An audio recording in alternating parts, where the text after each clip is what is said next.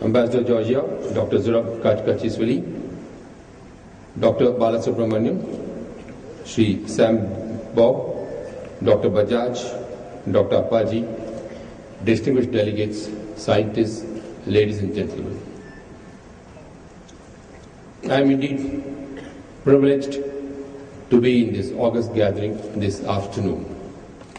Thankfully, the compeer said, I request His Excellency to say a few words. Madam, I don't think I can say even the few words because I am as ignorant as anything else is. But all the same, I suppose, having come onto the podium, I will have to say something rightly or wrongfully. It's indeed a pleasure to see young, budding scientists. I found the Young Entrepreneurs Award. I was really happy to see so many youngsters participating in it. Congratulations to all the awardees and congratulations to all the participants, because winning is not the sole criteria, but the very fact that you participated and that in you is the will that you can do it and you will do it. Congratulations to all of you.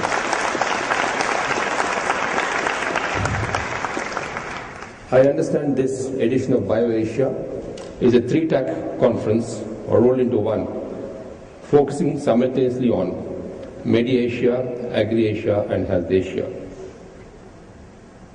Well, Dr. Balasubramaniam, I must thank you for putting me through the learning process on the long track that biotechnology has taken, the long road that it has traveled in India since the 50s.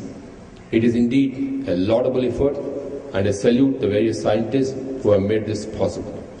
If you and you are today active, alive, healthy and kicking, I think we owe it very much to them, because they seem to have interfered with every aspect of our life, starting from health to nutrition to food to everything. I mean, there's nothing that they have really left us. Thank you very much, Dr. Balasubramaniam, for taking me through the learning process. Today, as you all understand, there's a growing demand for medical and pharmaceutical products because longevity has increased the world over. And as you come into the aging process, I think we go through a lot of problems. I think we need to get a breakthrough in this particular aspect to see how old age or the aging process can be made more pleasurable.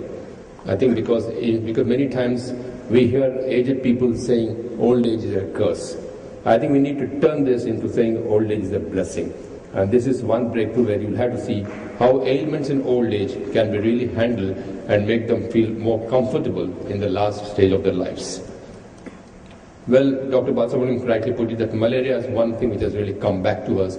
And today that's a great challenge. Malaria and cancer today are the two most dreaded diseases, most dreaded ailments that are hitting mankind, particularly in India. There are many areas in India today which is high malaria prone. For example, the forest areas in Dandakaranya area, where we have huge tribal population resident there. And there many people die because of mosquito bite and malaria being caused therein.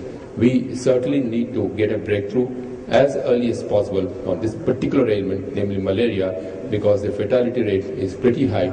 And before we could do something, we have had many casualties in the Chhattisgarh forest areas of Dandakaranya.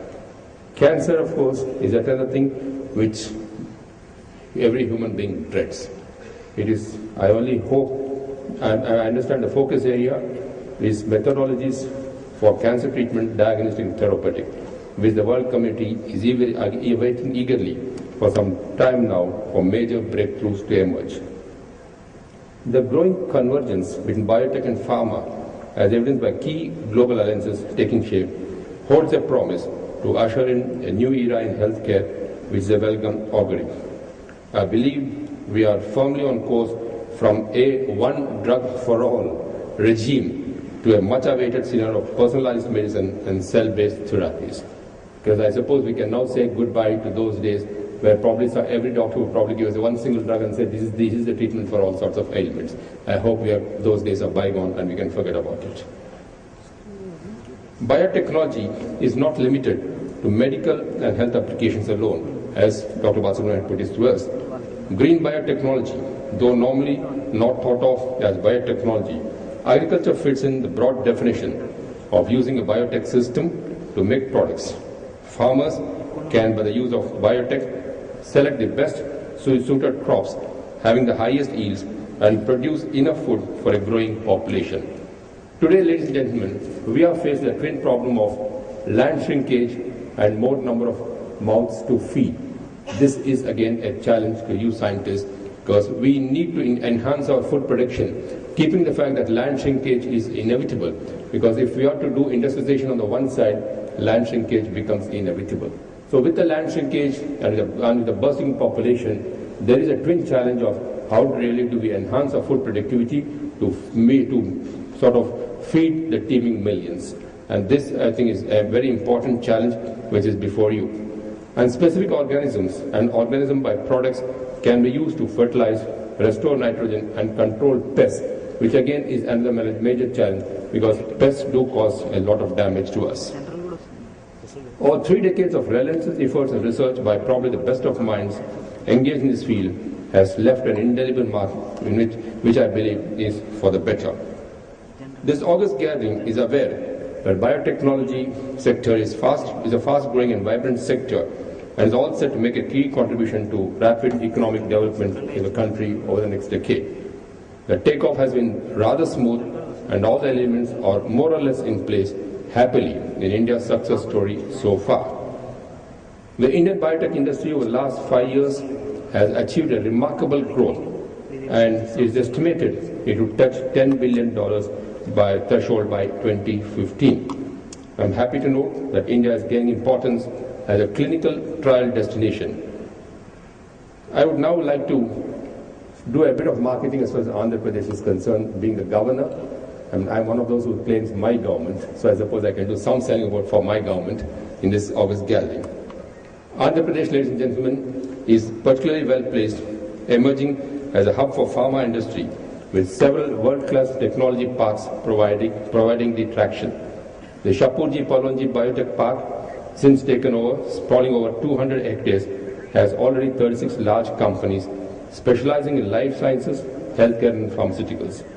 The ICICI Knowledge Park is another impressive cluster with as many as 45 R&D companies in the domain of life sciences. Let me outline the fact that in Andhra Pradesh, we have already set up a pharma city named after Jawaharlal Nehru, which is a sprawling 1,500-hectare complex at the port city of Visakhapatnam on the eastern seaboard with a state-of-the-art infrastructure. A sizable area has also been earmarked for a special economic zone. So I would request you all, please come to Hyderabad. And Hyderabad is a happening city, Andhra Pradesh is a happening state, and we will provide you all the infrastructure and human resources, of course, we have in plenty. In fact, Andhra Pradesh has the reputation of having as many as 244 pharma colleges with an annual intake of 15,000 graduate students. Government of Andhra Pradesh is fully committed to promote the biotech industry and provide an enabling environment to the entrepreneurs and to the academia to make this state your home and choice destination. Let me conclude. I take this opportunity also to warmly congratulate Dr. Anji Reddy, a pioneer of our pharma industry, who has brought us on into the international map, and of course, for whose services have been recognized this year with the award of a Padma Bhushan. We heartily congratulate Dr. Anji Reddy's contribution to this part of the world. Let me conclude by saying the world is awaiting major breakthroughs in your domain at affordable costs. Please mark the word affordable costs. Because ultimately, you must understand these are ailments which are hitting not only the upper middle class or the elitist class, but more the downtrodden who cannot afford treatment. So the affordable cost, I think, is something which we need to bear. The fruits of research and development should, in the end, test the lives of the common man and bring about visible improvement through affordable solutions. I am sanguine that many fruitful exchanges and interactions spread over the past 3 days will result in important academic and business collaborations, and eventually, as a businessman, I would say, investments flowing into Andhra Pradesh. I wish to congratulate the organizers of this event, the Federation of Asian Biotech Associations, University of Hyderabad, E.S.L, for bringing Andhra Pradesh and Hyderabad this confluence of inversion. I wish you all the very best, and please keep us a healthy nation. It is in your hands. You can do it, and I'm sure you will do it. Thank you very much.